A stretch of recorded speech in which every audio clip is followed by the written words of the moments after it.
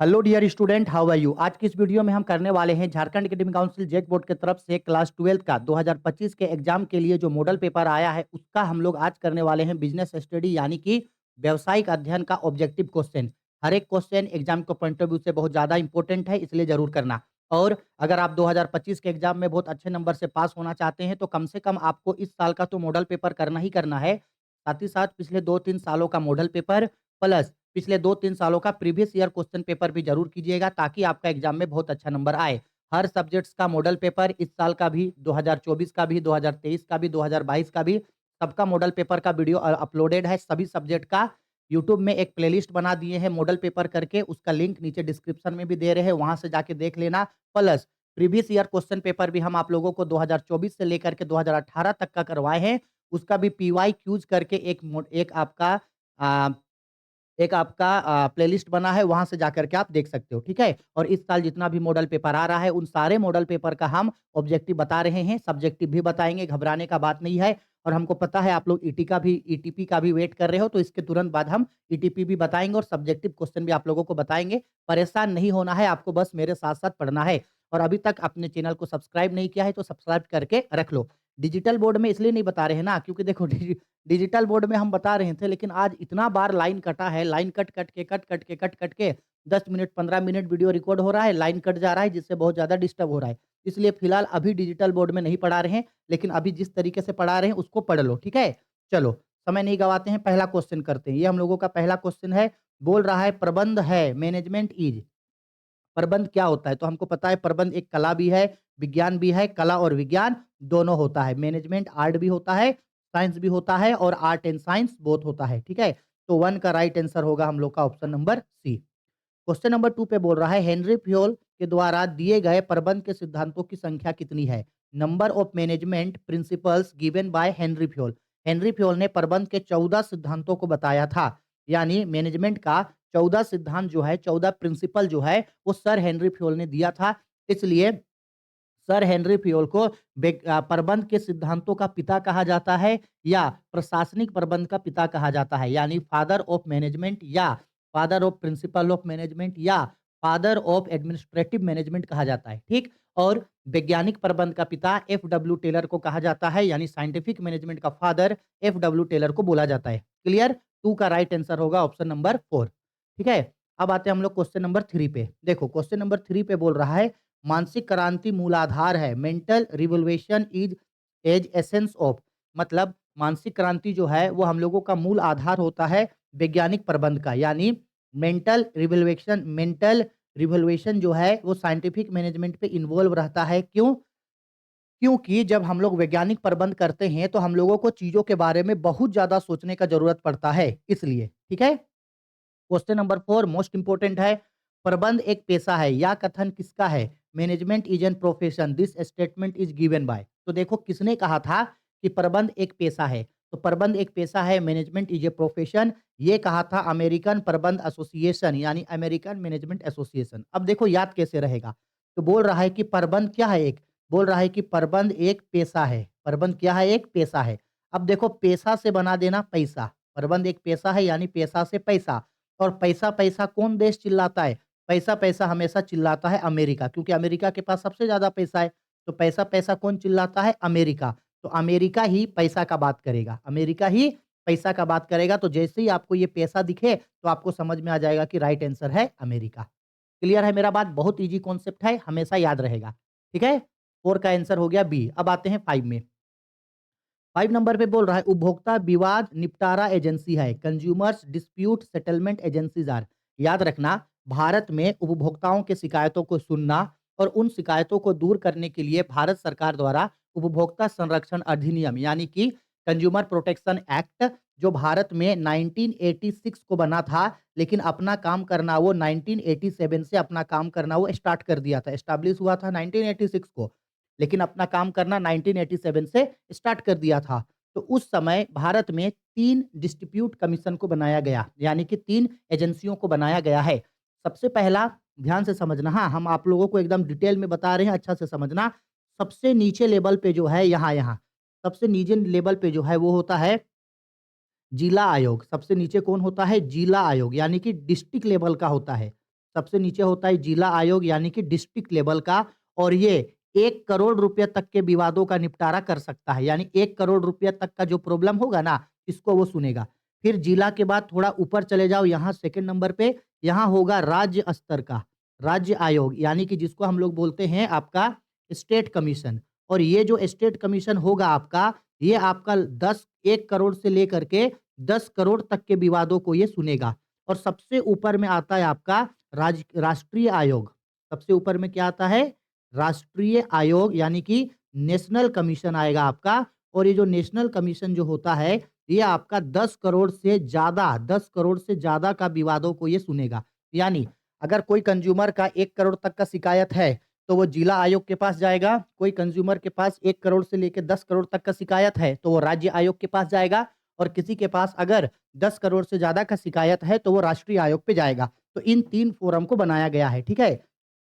तो जिला मंच भी इसका राइट आंसर होगा, राज्य आयोग भी होगा, राज्य की राष्ट्रीय आयोग भी होगा, सब होगा, यानी राइट आंसर होगा आपका इनमें से सभी, इनमें से सभी, ठीक है? आया मेरा बात समझ में? चलो नेक्स्ट क्वेश्चन करते हैं अब। अब करते हैं हम लोग क्वेश्चन नंबर 6। देखो क्वेश्चन नंबर 6 में हम लोगों को ये बोल रहा है कि क्वेश्चन नंबर 6 में बोल रहा है नियंत्रण संबंधित है, कंट्रोलिंग इज रिलेटेड टू। तो इसका भी राइट आंसर होगा ऑप्शन नंबर ए। कंट्रोलिंग जो है वो संबंधित होता है परिणाम से। जब हम लोग किसी भी चीज को कंट्रोल करते हैं तो वो दिखता है, ठीक है? नियंत्रण का संबंध परिणाम से होता है, कंट्रोलिंग जो है वो रिजल्ट से रिलेटेड होता है, वो रिजल्ट में दिखता है, ठीक? क्वेश्चन नंबर 7, एक अच्छा नियोजन होता है, एक गुड प्लान इज। तो याद रखना, एक अच्छा नियोजन ऐसा होता है जिसको आप अपने हिसाब से बदलाव कर सके, यानी जब आपको चीजों को बदलना है तो आप अपने हिसाब से उसमें बदलाव कर सकते हो। तो एक अच्छा नियोजन जो होता है वो लोचदार होता है, एक अच्छा प्लानिंग जो होता है वो फ्लेक्सिबल होता है। तो 7 का राइट आंसर होगा सी। क्वेश्चन नंबर 8 बोल रहा है बड़े आकार वाले उपक्रम में भरर्पण होता है इन ए लार्ज साइज एंटरप्राइज। जब कभी भी हम लोगों का बिजनेस का ऑर्गेनाइजेशन यानी कि संगठन जब बहुत ज्यादा बड़ा है, तो एक अकेला आदमी पूरे बिजनेस को चला नहीं पाता है, पूरे ऑर्गेनाइजेशन को चला नहीं पाएगा। उस कंडीशन पे वो जो अपना डिसीजन मेकिंग अथॉरिटी है, यानी निर्णय लेने का जो अधिकार है, वो दूसरे व्यक्तियों को भी सौंप देता है। तो इसीलिए बड़े आकार वाले उपक्रम में भरार्पण करना अनिवार्य है, यानी लार्ज साइड एंटरप्राइजेज में डेलीगेशन ऑफ अथॉरिटी करना जो है वो कंपलसरी होता है, ठीक है? यहाँ गलती से यहाँ पे डेलीगेशन ऑफ अथॉरिटी छूट गया है यहाँ पे, ठीक? क्वेश्चन नंबर 7 बोला गया है पर्यवेक्षण कड़ी है, supervisor is a link between. किसके किसके बीच का कड़ी है? देखो समझना, हम सभी लोगों को पता है 3 लेवल्स ऑफ मैनेजमेंट होता है। प्रबंध का कितना स्तर होता है? 3 लेवल ऑफ मैनेजमेंट होता है, ठीक है? सबसे नीचे जो यहाँ 1 नंबर पे जो होता है, नीचे से स्टार्ट होता है, याद रखना, ठीक है? ये हम लोगों का होता है निम्न स्तर, ये होता है मध्य स्तर और ये होता है हम लोगों का उच्च स्तर। और सबसे नीचे में यहाँ पे गैर प्रबंधकीय स्तर, यानी कि कर्मचारी लोग यहाँ काम करता है। और हम लोगों का ये जो सुपरवाइजर होता है ना, पर्यवेक्षण, वो यहाँ होता है सेकंड थर्ड, मतलब निम्न स्तर पे लोअर लेवल पे पाया जाता है। तो ये किसको किसको जोड़ेगा? एक तो ये कर्मचारी को जोड़ेगा और दूसरा ये जोड़ेगा सेकंड लेवल को, यानी कि सेकंड लेवल बोले तो किसको? मध्य स्तर को। तो ये जोड़ता है मध्य स्तर और कर्मचारियों को, यानी ऑप्शन नंबर बी, कर्मचारियों एवं मध्य स्तर के प्रबंध के बीच का कड़ी है। Workers and middle level management का बीच को ये आपस में जोड़ता है। और ये क्वेश्चन पता है आपको 2023 और 2024 के एग्जाम में कंटिन्यू आपको ये क्वेश्चन 2-2 बार पूछा गया था, ठीक है? तो इंपॉर्टेंट है। हो गया? अब आते हैं क्वेश्चन नंबर 10 पे। देखो, क्वेश्चन नंबर 10 पे यहाँ पे हम लोगों को क्या बोल रहा है? क्वेश्चन नंबर 10 पे बोला गया है, 1 सेकंड, हाँ। 10 पे बोला जा रहा है प्रशिक्षण में बल दिया जाता है, ट्रेनिंग गिव्स एम्फेसिस। मतलब कि ट्रेनिंग, जब कभी भी किसी को ट्रेनिंग दिया जाएगा, तो ट्रेनिंग इसलिए दिया जाता है ताकि उसको हर एक चीज़ के बारे में बताया जा सके, हर एक चीज़ के बारे में सिखाया जा सके, यानी कि ऑल राउंड नॉलेज को बढ़ाने के लिए, यानी सर्वांगीण ज्ञान पर, यानी कि ऑल राउंडर नॉलेज के लिए ट्रेनिंग दिया जाता है। क्वेश्चन नंबर 11 बोला गया है निम्न में से कौन सा संगठन संरचना का प्रकार नहीं है? Which of the following is a not a type of organisation structure. इन चारों में से जितना भी ऑर्गेनाइजेशनल स्ट्रक्चर जो है, उसमें से ये जो लोचपूर्ण संगठन होता है, यानी फ्लेक्सिबल ऑर्गेनाइजेशन, ऐसा कोई भी ऑर्गेनाइजेशन हम लोगों का नहीं होता है।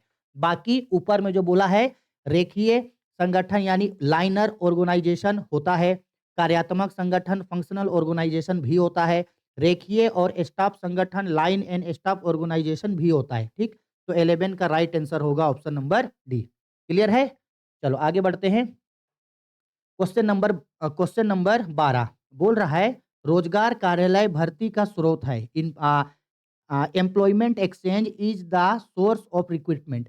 पता है एक संगठन में जो भर्ती होता है ना उसके दो स्रोत होते हैं। एक होता है आंतरिक स्रोत और एक होता है बाह्य स्रोत। आंतरिक का मतलब होता है कि इंटरनल सोर्स और बाह्य का मतलब होता है एक्सटर्नल सोर्स। किसी भी ऑर्गेनाइजेशन में जैसे हम एक कंपनी खोले, ठीक है? अगर हमको मान लो कि 5 लोगों का ज़रूरत है, तो मेरे पास 2 ऑप्शन है। या समझ लो ना मेरा एक घर है, ठीक है? हमको मेरे घर में काम करने के लिए 5 लोगों का ज़रूरत है, तो 2 ऑप्शन है। पहला, या तो हम मेरे घर के ही परिवार के बाकी लोगों से काम करवा लेंगे, तो उसको बोलेंगे इंटरनल सोर्स, जो अंदर के लोगों से हम काम करवा रहे हैं। और दूसरा होता है बाहर के लोगों से काम करवाना। मेरे घर में काम करने के लिए कोई नहीं है या अगर है भी तो वो लोग उस काम को नहीं कर पाएगा। तो हम बाहर से आदमी पकड़ के लेकर के आ रहे हैं, बाहर से आदमी बुला करके ला रहे हैं। तो ये होता है एक्सटर्नल सोर्स यानी कि बाह्य सोर्स, बाह्य स्रोत, ठीक है? वैसे ही अगर हम लोग रोजगार कार्यालय से बाहर से कर्मचारी को पकड़ करके लाएँगे, ठीक है? तो ये मेरा होगा एक्सटर्नल सोर्स। क्या होगा? एक्सटर्नल सोर्स यानी कि बाहरी। इंटरनल सोर्स में क्या होता है? इंटरनल सोर्स में जैसे होता है प्रमोशन कर दिए किसी का, ट्रांसफ़र कर दिए, कोई छुट्टी था उसको छुट्टी से बुला करके लाए, किसी का रिटायरमेंट होने का टाइम था उसका काम करने का समय को बढ़ा दिए। तो ये होता है इंटरनल रिक्रूटमेंट, ठीक? क्वेश्चन नंबर 13 एक अच्छे नेता के गुण है, qualities of a good leaders are.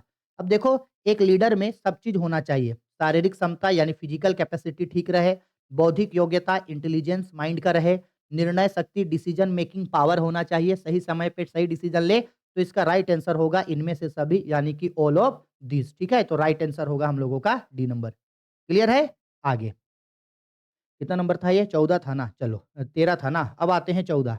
देखो 14 नंबर पे बोल रहा है निम्न में से कौन-सा संदेश वाहन अफ़वाहों को फैलाता है? Which of the following communication spreads quickly? भाई कहाँ पे? रूमर्स एक्चुअल में यहाँ पे गलती से यहाँ पे छूट गया रूमर्स, ठीक है? एक कौन-सा संदेश वाहन, कौन-सा संगठन है जिसमें बहुत ज़्यादा रूमर्स फैलता है, बहुत ज़्यादा अफ़वाह उड़ता है? तो वो अनौपचारिक संगठन यानी इनफॉर्मल ऑर्गेनाइजेशन में बहुत ज़्यादा अफ़वाह उड़ता है। क्वेश्चन नंबर 15 किसका अर्थ है एक नियोजन एक boss? What means one plan one boss? देखो वन प्लान वन बॉस का मतलब है अगर हम लोग किसी काम को करने के लिए एक प्लानिंग बना लिए कि भाई चलो हम लोग इस तरीके से काम करेंगे, इस तरीके से प्रोडक्शन करेंगे। अब अगर तय हो गया है कि इस तरीके से प्रोडक्शन करेंगे, तो उसके लिए जो ऑर्डर मिलना चाहिए ना, वो ऑर्डर एक ही आदमी से मिले। क्योंकि अगर एक ही आदमी से हम लोगों को ऑर्डर मिलेगा, तो हम लोग वो काम को अच्छे से कर पाएँगे। यानी इस काम को करने के लिए मेरे लिए सिर्फ़ वो बॉस है, वही हमको जो ऑर्डर देगा हम सुनेंगे, उसके अलावे किसी और का बात हम नहीं सुनेंगे और इस काम के लिए उसके अलावे कोई और मेरा बॉस नहीं है। तो इसको बोला जाता है आदेश की एकता यानी कि unity of command. Unity of command यानी आदेश की एकता। ठीक है? आगे क्वेश्चन नंबर 16 देखो क्वेश्चन नंबर 16 पे क्या बोल रहा है बजट का अर्थ है बजट रेफर्स टू तो बजट का मतलब होता है मेरा ऑप्शन नंबर डी अपेक्षित परिणामों का अंकों में विवरण statement of expected result expressed in numerical terms मतलब मेरे पास जो पैसा है हम उसको न्यूमेरिकल टर्म में बताएंगे यही बजट होता है। क्वेश्चन नंबर 17 सबसे अधिक व्यापक क्षेत्र है maximum wide scope is of इन चारों में से सबसे बड़ा क्षेत्र जो होता है वो पैकेजिंग का होता है यानी कि पैकेजिंग का जो है वो सबसे बड़ा स्रोत होता है, पैकेजिंग का सबसे बड़ा स्रोत होता है, ठीक है? आगे, व्यवसाय के लिए विपणन है, फॉर बिज़नेस मार्केटिंग इज़ याद रखना, एक बिज़नेस करने के लिए मार्केटिंग का होना एकदम अनिवार्य है, एकदम कंपल्सरी है। क्यों? क्योंकि मान लो अगर हम लोग किसी भी गुड्स एंड सर्विसेज़ का प्रोडक्शन किए, वस्तुओं तथा सेवाओं का निर्माण किए। अब भाई अगर वो सामान बना तो उसको बेचने के लिए बाज़ार चाहिए कि नहीं चाहिए? चाहिए। बाज़ार नहीं चाहिए तो हम जो भी चीज़ को बनाए हैं उसको बेचेंगे कहाँ? बाज़ार तो चाहिए हमको। इसलिए व्यवसाय के लिए विपणन का होना एकदम अनिवार्य है। यानी for marketing business is compulsory भाई चाहिए ही चाहिए, नहीं तो इसके बिना काम नहीं चलेगा, ठीक है? ना ही चलबेक।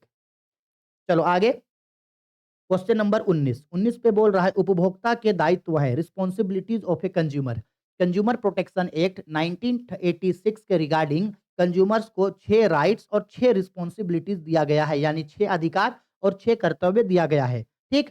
तो यहाँ पे क्या क्या दायित्व है क्या क्या कर्तव्य है तो भाई क्रय में जल्दबाजी ना करे do not make Hari in by सही है। एक कंज्यूमर जब भी वो चीज़ों को चुन रहा है तो हमेशा अच्छा से देख के सामान खरीदे, हड़बड़ा के उल्टा-पुल्टा सामान ना खरीदे। ऑप्शन बी झूठे भ्रामकों विज्ञापन से बचे। Beware to false and misleading advertisement. हाँ, बिल्कुल, जो भी बेमतलब का बेफालतू का एडवर्टाइजमेंट होता है उसके चक्कर में ना रहे। ये नहीं कि मार्केट में बोल रहा है कि आदिवासी तेल लगाओ और आदिवासी तेल लगाने से बाल झड़ने से बच जाएगा और आप जाके आदिवासी तेल लेकर के आ गए और पता चल रहा है यहाँ बाल रुकने की जगह जो बचा-कुचा बाल था वो भी चला गया। नहीं होता है, बहुत सारा भ्रामक देखते हैं कि भाई इस इस क्रीम को लगाओ, क्रीम को लगाते ही गोरा-गोरा, खिला-खिला निखार पाओ और भाई उस चक्कर में लोग पागल होकर के उसको खरीद लेते हैं। तो आपको मिसलीडिंग एडवर्टाइजमेंट जो भ्रमक करने वाला विज्ञापन होता है, उसके चक्कर में नहीं पड़ना है। ऑप्शन सी अधिकारों के प्रति सजगता रहना, अवेयरनेस टुवर्ड राइट्स। बिल्कुल, अपना जो अधिकार है उसको हमेशा सँभाल के रखना। ऑप्शन नंबर डी इसका राइट आंसर होगा। क्वेश्चन नंबर 20 प्रबंध का स्वतः विस्तार होता है, मैनेजमेंट इटसेल्फ एक्सपेंड। इन चारों में से हम क्या करेंगे जिससे प्रबंध का अपने आप विकास हो जाएगा? तो सबसे अच्छा तरीका है भरार्पण करना, यानी कि डेलीगेशन ऑफ अथॉरिटी। भाई सामने वाला को ना काम का बोझ दे दो। घर का अगर कोई सबसे नकारा बेटा है, नकारा बेटी है, उसको काम दे दो। काम देते ही जब उसके ऊपर जिम्मेदारी आएगा तो वो अपने आप सुधर जाएगा। ठीक है, तो राइट आंसर होगा आपका ऑप्शन नंबर ए। ठीक है, आगे ये हम लोग का कितना नंबर था? 20 था ना? ठीक है, चलो 21 नंबर। क्वेश्चन नंबर 21 में हम लोगों को बोल रहा है, नेता होता है, द लीडर इज़।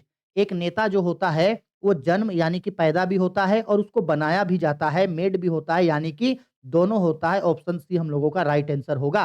पैदा भी होता है और बनाया भी जाता है और ये भी क्वेश्चन कई बार पूछा है।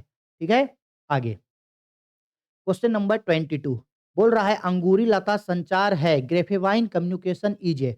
तो अंगूरी बेल संदेश वाहन जो होता है वो अनौपचारिक संगठन का एक प्रकार है, यानी इनफॉर्मल ऑर्गेनाइजेशन। अंगूरी बेल संदेश वाहन का मतलब ना लोग इस तरीके से जुड़ा हुआ रहता है, एकदम गुच्छा गुच्छा गुच्छा गुच्छा के रूप में जो है सारे लोग एक दूसरे से जुड़ा हुआ होता है, एकदम अंगूरी बेल। यहाँ से ये निकलेगा, यहाँ से ये निकलेगा, यहाँ से ये निकलेगा, यहाँ से ये निकलेगा, एकदम इसी को बोला जाता है अंगूरी बेल।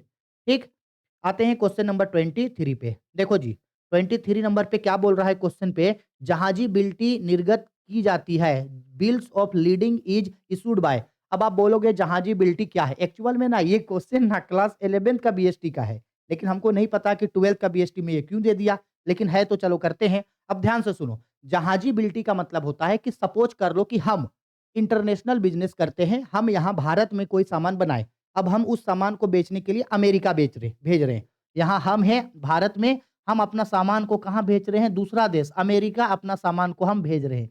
कहाँ भेज रहे हैं? अमेरिका। अब हम जो सामान भेज रहे हैं, मेरा सामान क्या से जाएगा? नाव से जाएगा। मेरा सामान क्या से जाएगा भाई? अमेरिका नाव से जाएगा ना, उड़ के तो नहीं जाएगा। अब शक्तिमान तो हम हैं नहीं, तो मेरा सामान इंडिया से अमेरिका नाव से जाएगा। तो जब मेरा सामान इंडिया से अमेरिका नाव में जाएगा, तो नाव का जो कैप्टन है, नाव का जो कप्तान होगा, उस कप्तान को जब हम एक रसीद देंगे कि देख मेरा मेरा पास ये सामान है जो तुमको अमेरिका के उस बंदरगाह तक पहुँचाना है।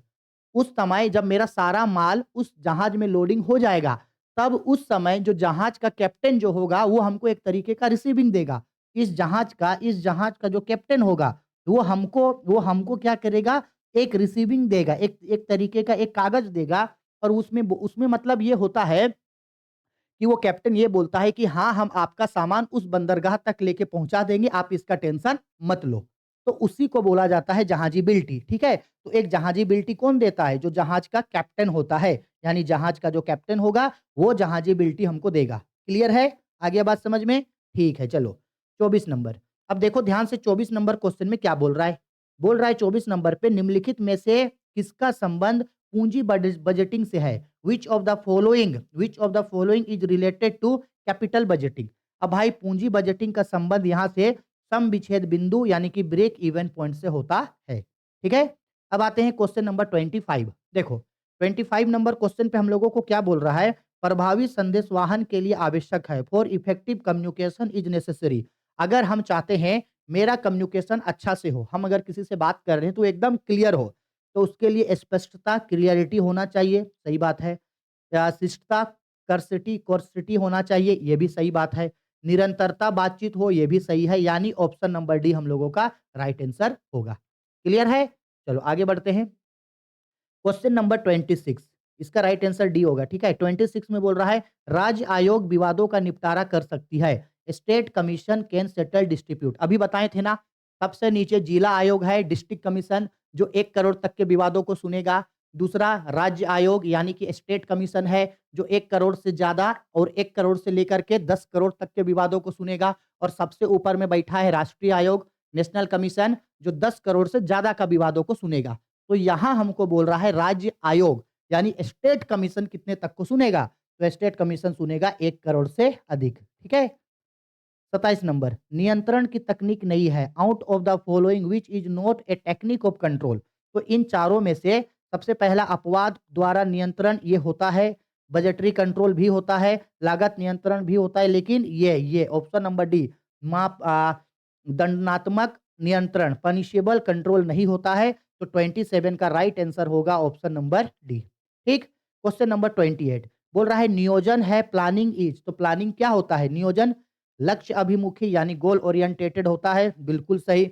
उद्देश्य अभिमुखी ऑब्जेक्ट ओरिएंटेटेड होता है, बिल्कुल सही। मानसिक प्रक्रिया मेंटल प्रोसेस होता है, बिल्कुल सही। तो राइट आंसर होगा ऑप्शन नंबर डी, इनमें से सभी। क्लियर है? चलो आगे। आगे क्वेश्चन नंबर 29 बोल रहा है 29 नंबर पे विक्रय संवर्धन के उद्देश्य है ऑब्जेक्टिव या objectives of sales promotion is या आर। तो विक्रय संवर्धन का ये सब उद्देश्य होता है, यानी इनमें से सभी ऑप्शन नंबर डी। अब आप बोलोगे सर विक्रय संवर्धन सेल प्रमोशन क्या होता है? तो सिंपल बात है, एडवर्टीजमेंट को छोड़ के, विज्ञापन को छोड़ के ऐसा कोई भी काम हम करेंगे जिससे मेरा सेल बढ़ेगा तो उसको बोला जाता है विक्रय संवर्धन। जैसे कि ऑफर दे दिए, buy one get one free, discount दे दिए, समय-समय पे डिस्काउंट दे दिए, फ्री सैंपल बाँट दिए, डेमो दे दिए, तो ये सब होता है मेरा, ठीक है? क्वेश्चन नंबर 30 भारत में उपभोक्ता संरक्षण अधिनियम प्रभावी है। Consumer protection act is affected in India from. हम अभी बताए थे, कंज्यूमर प्रोटेक्शन एक्ट इंडिया में 15 अप्रैल 1986 को बन गया था। ये एस्टैब्लिश हो गया था, ठीक है? एस्टैब्लिश हो गया था, ये बन गया था। लेकिन ये पूरे भारत में अपना काम करना स्टार्ट किया था 1987 से। इफेक्टिव तरीके से ये स्टार्ट हो गया। ये इफेक्टिव तरीके से पूछ रहा है ना, यानी प्रभावशाली तरीके से, तो ये 1987 से हुआ था। तो इसका राइट आंसर होगा 15 अप्रैल 1987, 1987। आया समझ में? बस इसके बाद इसका जितना भी हम लोगों का थ्योरेटिकल पोर्शन है वो नेक्स्ट वीडियो में हम लोग कवर कर लेंगे, परेशान होने का जरूरत नहीं है। आई होप आपको वीडियो पसंद आई है तो नीचे लाइक करो, कमेंट करो और कमेंट करके बताओ कि आपको वीडियो अच्छा लगा या नहीं। अगर आपको लगता है कि कोई क्वेश्चन हम गलत बताएं तो बेझिझक आप हमको कमेंट करके बता सकते हो, ठीक है? और आपके साथ जितना भी मॉडल पेपर आया है उन सबका वीडियो अपलोड कर रहे हैं। प्लीज़ सारे वीडियो को देखना, क्योंकि हम नहीं चाहते हैं कि आप लोगों का किसी भी कारण से रिजल्ट कम आए। इसलिए सारे के सारे मॉडल पेपर को ज़रूर सॉल्व करना प्लीज़। ठीक है? Bye, take care.